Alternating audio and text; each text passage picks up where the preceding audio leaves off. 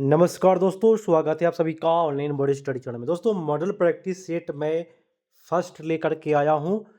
जो भी शिक्षक साथी प्रधान शिक्षक की तैयारियां कर रहे हैं उन लोगों के लिए तो मैं दोस्तों दो पार्ट में मैं वीडियो करा रहा हूं। पहले समझ लीजिए ध्यान से, क्योंकि मैं आपको एग्ज़ाम तक हेल्प करने वाला हूं। क्योंकि आप लोगों ने काफ़ी प्यार दिया। फर्स्ट वीडियो जो 75 नंबर का जो डीएलएड कोर्स का है, डीएलएड का जो ऑब्जेक्टिव है पेडागोजी, क्योंकि भाई आप लोगों को अच्छा रिस्पॉन्स उसमें मिल रहा है मेरे को।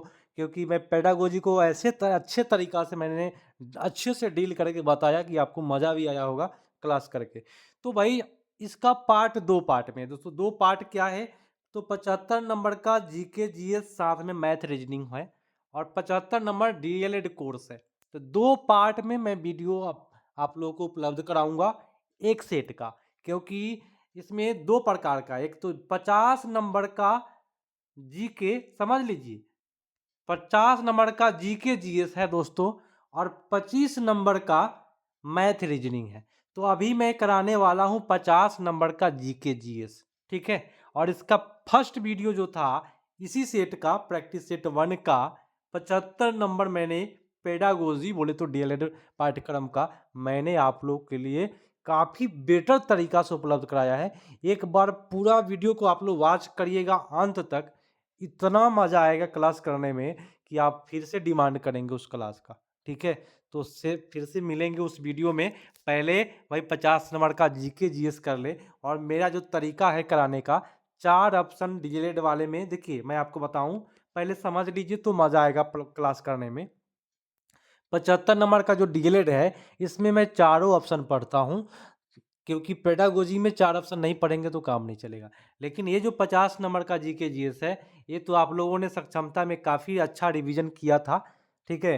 तो फटाफट इसको कर लेंगे कम समय में, जिससे कि आपका समय भी बर्बाद नहीं हो और प्रत्येक सेट आपका क्लीन होते चले। चलिए प्रथम प्रश्न पर आते हैं। आप सभी से रिक्वेस्ट है, सबसे पहले सब्सक्राइब नहीं किए हैं भाई, सब्सक्राइब करके बगल में एक बड़ा सा घंटा होगा, उस घंटा को बजा लीजिए। वो मंदिर का घंटा से बेटर घंटा है, क्योंकि आपका जीवन चेंज कर सकता है, ठीक है। तो चलिए भैया, प्रथम प्रश्न है कि भारत के निम्न राष्ट्रपतियों में से कौन कौन केंद्रीय श्रम मंत्री भी रहे?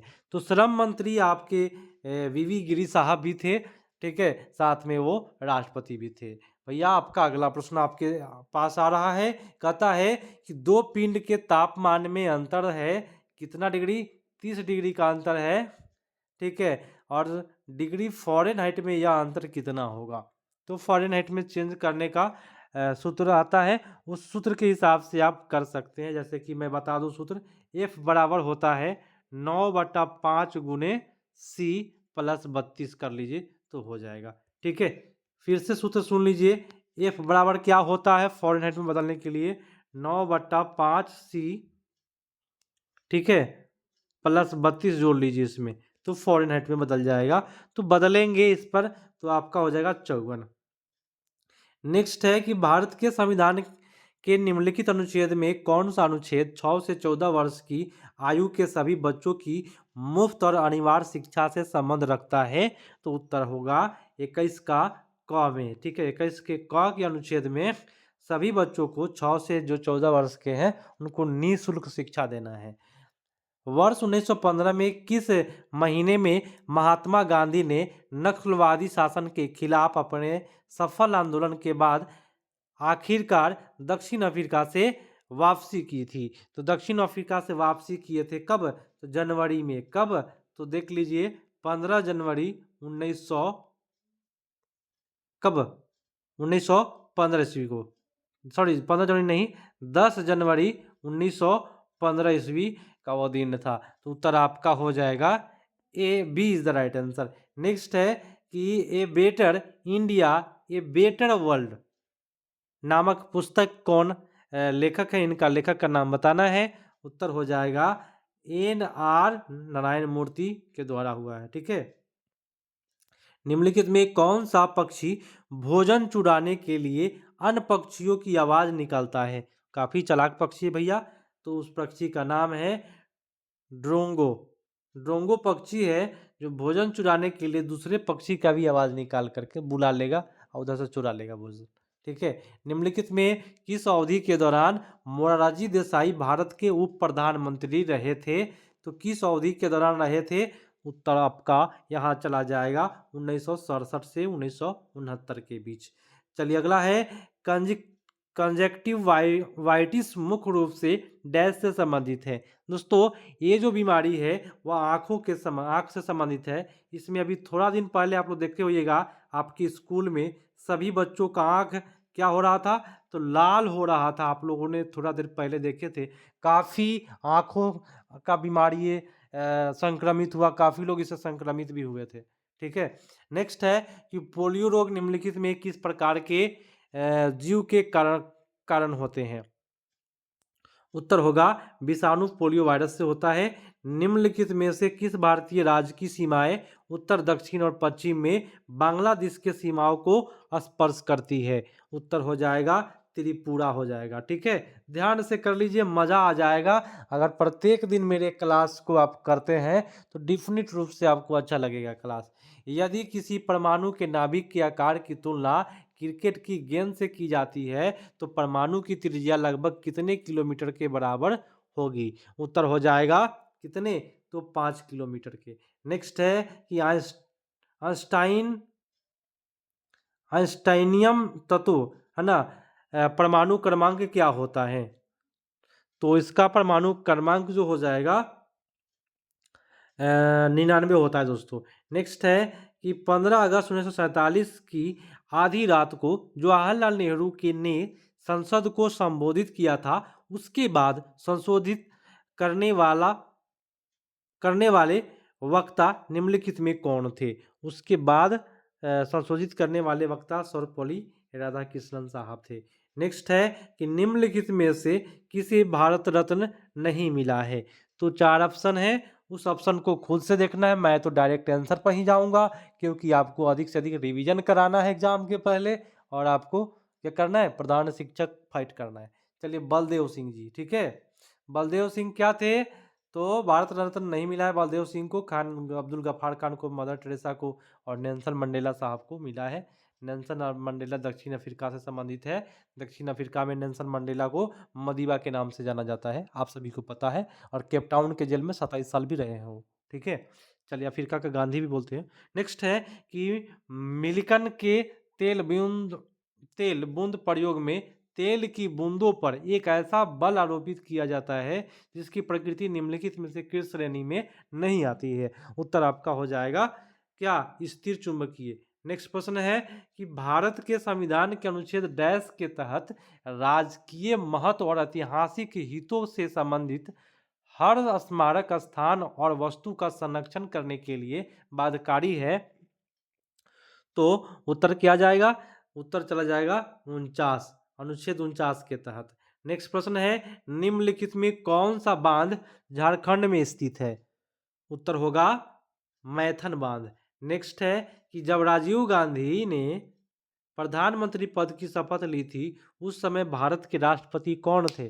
तो वही आपके हो जाएंगे ज्ञानी जैल सिंह थे। ठीक है, राजीव गांधी के समय। निम्नलिखित में कौन सी नदी अरब सागर में नहीं जाती है? उत्तर हो जाएगा, देखिए, नर्मदा, ताप्ती। अरब सागर में जाता है कौन कौन? नर्मदा जाता है, ताप्ती जाता है, सिंधु जाता है, लेकिन गोदावरी नदी जो है वह अरब सागर में नहीं, वो बंगाल की खाड़ी में जाता है। यही आपका उत्तर होगा। अगर हमसे किसी भी प्रश्न में मिस्टेक होता है ऑप्शन में कोई, तो कृपया जितने भी शिक्षक साथी हैं, यदि आपके पास 100% सही जानकारियां हैं तो कमेंट ज़रूर करें, अच्छा कमेंट करें, क्योंकि आप सभी शिक्षक हैं।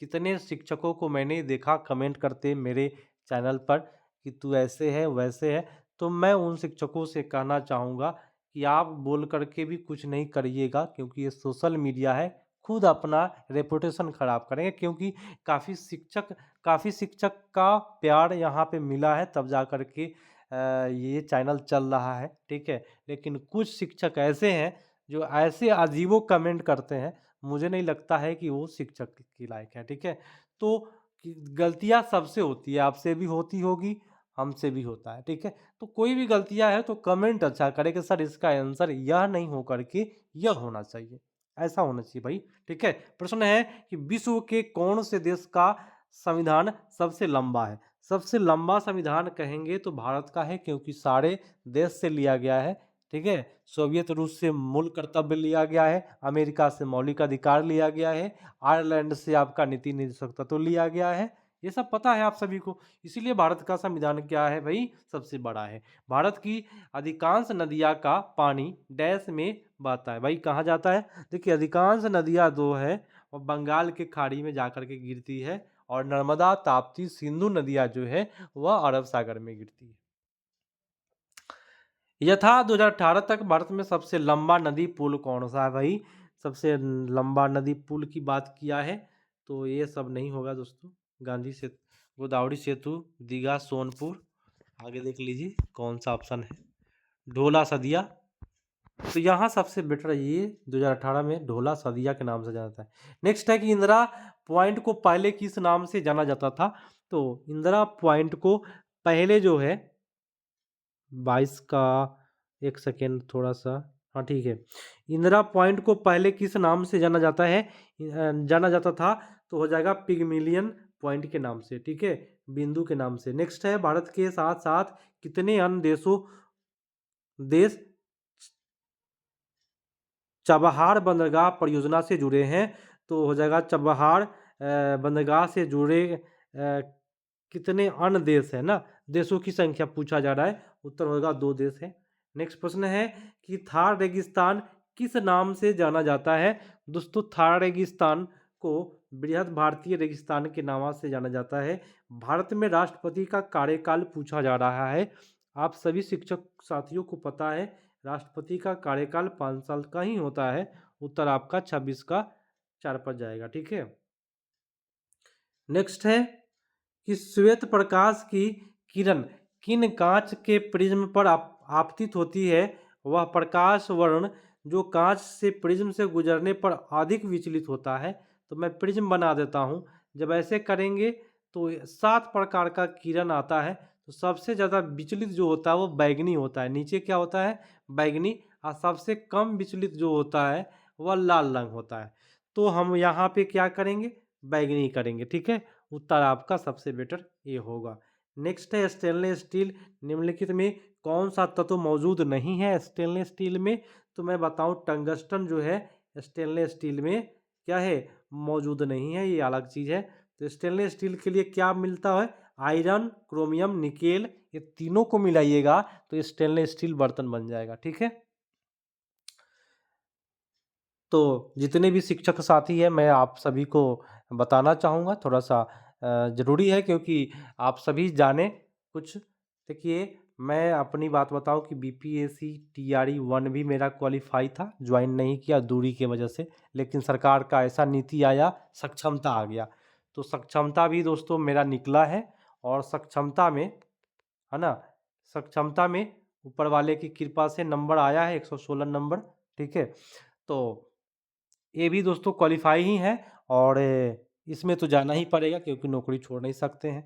तो आप घबराए नहीं, प्रधानाध्यापक का भी आप सभी के लिए मैं काफ़ी बेटर तरीक़ा से तैयारियाँ कराऊँगा, जिससे कि आप बेटर करेंगे। नेक्स्ट प्रश्न है कि उन तत्वों के समूह को छाँटिए जिसमें केवल धातुएँ हो। तो केवल धातु इसमें कौन-कौन है? देखिए धातु का मैं ट्रिक बताता हूँ, ट्रिक क्या है? जिसमें यम लगा हो, अम, ठीक है। तो बेरियम, कैल्शियम, स्ट्रांसियम, सोडियम, ये जो है सब धातु है, ठीक है। यहाँ जर्कोनियम धातु नहीं है, है ना, नाइट्रोजन धातु नहीं है, ये सब गलत दिया था, इसीलिए हम नहीं किए, 4 पर गए। नेक्स्ट है गांधी इरविन समझौता में किन आंदोलन को रोकने का प्रावधान था? उत्तर हो जाएगा यहाँ पे कौन सा? तो सविनय अवज्ञा आंदोलन जो हुआ था 1930 ईस्वी में। नेक्स्ट है बंगाल का एकीकरण किस सन में संपन्न हुआ? तो बंगाल का एकीकरण जो हुआ है संपन्न, वह 1912 ईस्वी में संपन्न हुआ है। नेक्स्ट है होम रूल लीग आंदोलन सर्वप्रथम किसने प्रारंभ किया? तो ये तो काफ़ी आसान प्रश्न है, एनी बेसेंट के द्वारा। नेक्स्ट है कि भारतीय राष्ट्रीय कांग्रेस की स्थापना किसने की? तो भारतीय राष्ट्रीय कांग्रेस की स्थापना ए.ओ. ह्यूम साहब किए हैं। नेक्स्ट है दादा भाई नौरोजी आमतौर पर किस नाम से जाने जाते थे? तो दादा भाई नौरोजी हो जाएंगे किस नाम से? Grand old man of India, ठीक है, वयोवृद्ध पुरुष के नाम से। नेक्स्ट है कि भारतीय राष्ट्रीय कांग्रेस का प्रथम विभाजन कब हुआ? तो भारतीय राष्ट्रीय कांग्रेस का प्रथम विभाजन जो हुआ है वह 1907 ईस्वी में। और आप सभी को पता है वो अधिवेशन कौन था? तो सूरत अधिवेशन में। कौन सा अधिवेशन में? सूरत। इनकलाब जिंदाबाद का नारा किसने दिया? ये नारा जो देने वाले हैं मोहम्मद इकबाल साहब। और एक और मैं सूचना मैं बताऊं कि किरण प्रकाशन का जो सेट है वो सक्षमता से संबंधित काफ़ी ऐसे सेट थे जो काफ़ी लोगों को पता नहीं था। बहुत सारे सेट मैंने कराया, लेकिन सबसे बेटर सेट मैंने देखा जब एग्जाम दे करके आया तो किरण प्रकाशन का है, जिसमें से ईवीएस का क्वेश्चन टकराया था, जो शुरुआत में ही दोस्तों दिया हुआ है। ईवीएस का थीम का प्रश्न, उसमें से सक्षमता का प्रश्न टकराया है। और बहुत सारे प्रश्न उसमें का है, मैं आपको बताया भी था, बावड़ी जो पूछा था उसी का था। तो इसमें भी दोस्तों इसी प्रकार का ही प्रश्न रहेगा, कोई घबराने वाली बात नहीं, क्योंकि शिक्षक साथी लोग हैं। तो देखिए अगला है इनकलाब जिंदाबाद का नारा मोहम्मद इकबाल साहब का है। भारत का प्राचीन पर्वत कौन सा है? तो भारत का प्राचीनतम पर्वत जो हो जाएगा अरावली पर्वत। नेक्स्ट है कि नागार्जुन सागर बांध किस नदी पर आधारित है? किस नदी पर आधारित है? तो किस नदी पर बना है? तो यहाँ आपका उत्तर होगा कृष्णा नदी, ठीक है। अगला प्रश्न कहता है कि भारतीय संविधान की प्रस्तावना में धर्मनिरपेक्ष शब्द किस संशोधन द्वारा जोड़ा गया? तो धर्मनिरपेक्ष शब्द जो जोड़ा गया है वह 42वां संविधान संशोधन जो हुआ था, ठीक है, उसमें जोड़ा गया है। नेक्स्ट है कि आकस्मिकता निधि, है ना, आकस्मिक निधि बोलते हैं, आकस्मिकता निधि को राष्ट्रपति कैसे व्यय कर सकता है? तो राष्ट्रपति व्यय कैसे करेगा? तो संसदीय स्वीकृत जब कर लेगा, है ना, उसके बाद कर सकते हैं। नेक्स्ट,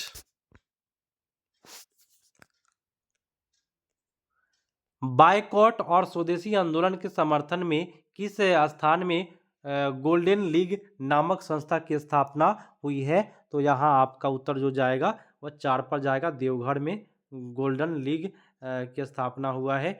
अगला प्रश्न है कि चंपारण सत्याग्रह 1917 कृषकों की प्रमुख शिकायत किसके खिलाफ थी? तो ये जो था तीन-कठिया प्रणाली, 3/20 भाग पर खेतियाँ होती थी, उसी से संबंधित है। नेक्स्ट है कि 1920 और 22 के असहयोग आंदोलन के दौरान बिहार में प्रचलित मान्यताओं में से एक यह थी कि उनकी जीत होगी, क्योंकि गांधी गांधी क्या हो जाएंगे? धर्म के प्रतीक थे। क्या थे? धर्म के प्रतीक। नेक्स्ट है 1930 और 31 में बरही कांग्रेस ने सफलतापूर्वक अंग्रेजी हुकूमत को किस जिले में नाकाम कर दिया था?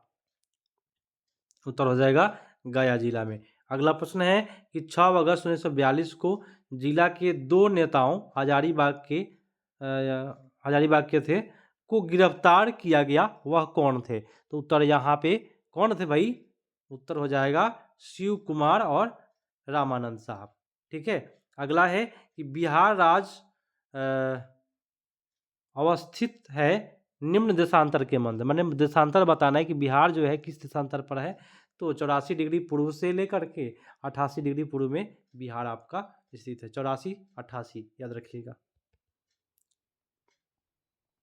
तो जितने भी शिक्षक साथीगण हैं आप घबराए नहीं, यदि मेरे चैनल से आप जुड़े हैं तो, नहीं जुड़े हैं तो भाई जुड़ जाइए, क्योंकि मैं ही आपको सहायता काफ़ी बेटर तरीक़ा से आपको करूँगा एग्ज़ाम तक। बिहार की सीमा से लगने वाले भारत के राज्यों की संख्या, तो भारत से जो राज्य बिहार की सीमा से लगने वाला भारत का जो राज्य की जो संख्या है वह 3 राज्य है, ठीक है।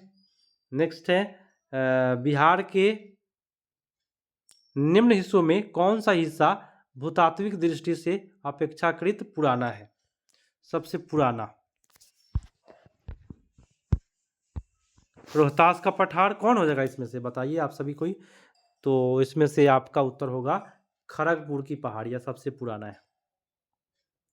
उत्तर बिहार किसके लिए प्रसिद्ध है? दोस्तों उत्तर बिहार जो प्रसिद्ध है वह बाढ़ सबसे ज़्यादा प्रभावित होता है उत्तर बिहार, ठीक है। अगला है कि बिहार राज्य की औसत वार्षिक वर्षा कितनी होती है? माने बिहार में कितना वर्षा होता है इसके बारे में पूछा जा रहा है, तो उत्तर हो जाएगा 100 से लेकर के 200 सेंटीमीटर तक बिहार में वर्षा होती है औसत।